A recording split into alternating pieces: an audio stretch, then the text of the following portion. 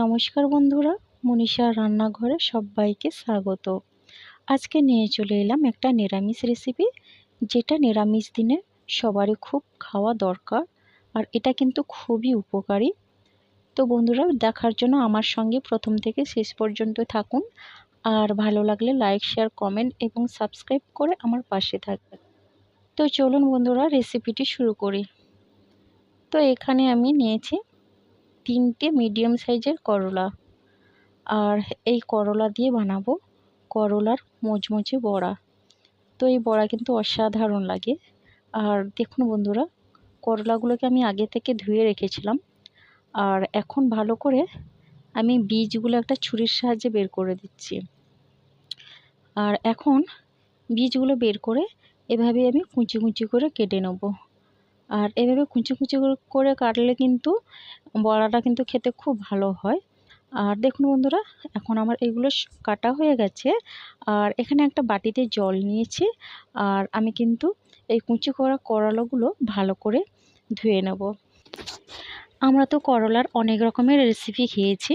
তো বন্ধুরা, এটা একদিন আপনারা ট্রাই করবেন, দেখবেন খুবই ভালো লাগবে। আর আমি কিন্তু মাঝে মধ্যে এইভাবে কাঁচা করলার বড়া বানাই।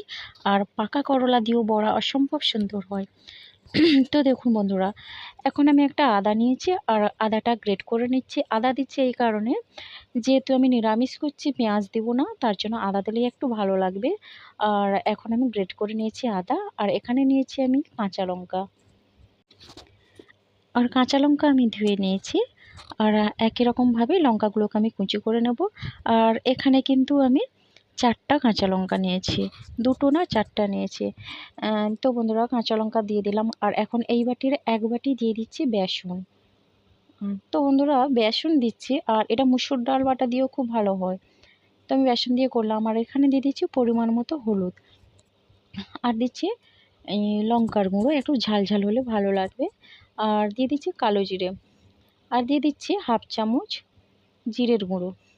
তো এখন আমি সব কিছু উপকরণ ভালো করে মিশিয়ে নিচ্ছি। আর নিরামিষ দিনে কিন্তু খুবই ভালো লাগে এই বড়া রেসিপি, যদি সঙ্গে থাকে দুপুরবেলা মুগের ডাল, তো দারুণ লাগে। তো বন্ধুরা দেখুন, সবগুলো উপকরণ তো আমার মেশানো হয়ে গেল। আর এখন আমি অল্প অল্প জল দিয়ে আমি মাখিয়ে নেব। তো ভালো করে আমি জল দিয়ে মাখিয়ে নিচ্ছি। আর দেখুন, এভাবেই কিন্তু মাখাতে হবে। আর এই ব্যাটারটা কিন্তু বেশি পাতলাও হবে না আর বেশি ঘনও হবে না। তো এভাবে আমি মাখিয়ে নিলাম। এখন গ্যাসে কড়াই বসিয়ে দিয়েছি। আর কড়াইটা গরম করে দিয়ে দিচ্ছি সাদা তেল। তো সাদা তেলটাও ভালো করে আমি গরম করে নিলাম। আর এখন আমি বড়াগুলো দিয়ে দেব।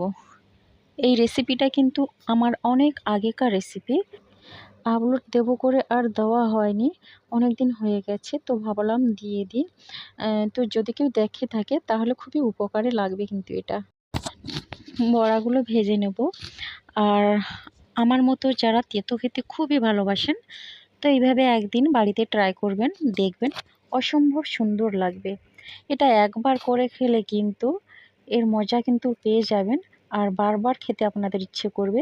তো নিরামিষ দিনে যখন তখন এটা বানিয়ে ফেলার কোনো ব্যাপারই থাকবে না। তো বন্ধুরা দেখুন, আর এখন আমি উল্টে পাল্টে ভালো করে ভেজে নেব। আর এটা এতটাই ভালো লাগে যে ভাজতে ভাজতেও আপনি 2-4টা খেয়ে ফেলবেন। তো দেখুন বন্ধুরা, ভালো করে নেড়ে চেড়ে আমি উল্টে পাল্টে ভেজে নিলাম। আর এখন কিন্তু আমি বড়াগুলো তুলে নিচ্ছি। আর দেখুন বন্ধুরা, দেখতে কতটা ভালো হয়েছে। আর নিশ্চয় খেতেও ভালো হবে, খুবই ভালো হয়েছে খেতে। তো দেখুন, আমি একটা কিন্তু আপনাদের দেখিয়ে দিচ্ছি দেখতে কতটা ভালো হয়েছে। ওপরে কিন্তু মচমচে আর ভেতরে কিন্তু খুবই নরম। আর খেতে কিন্তু অসাধারণ।